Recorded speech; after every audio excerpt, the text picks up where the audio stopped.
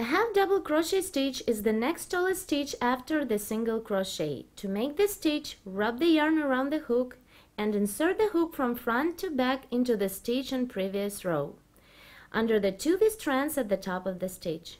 Yarn over and draw the yarn through the stitch. You have 3 loops on hook.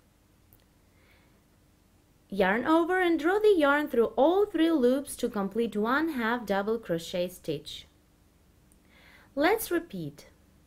Yarn over the hook, insert the hook from front to back into the stitch on previous row. Yarn over and draw the yarn through the stitch. You have 3 loops on hook. Yarn over and draw the yarn through all 3 loops on hook. Yarn over, insert the hook in the stitch on previous row. Yarn over again and draw the yarn through the stitch. Yarn over again and finish the stitch at once.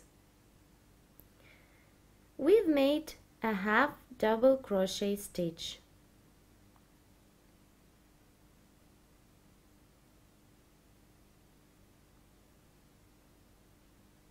Yarn over.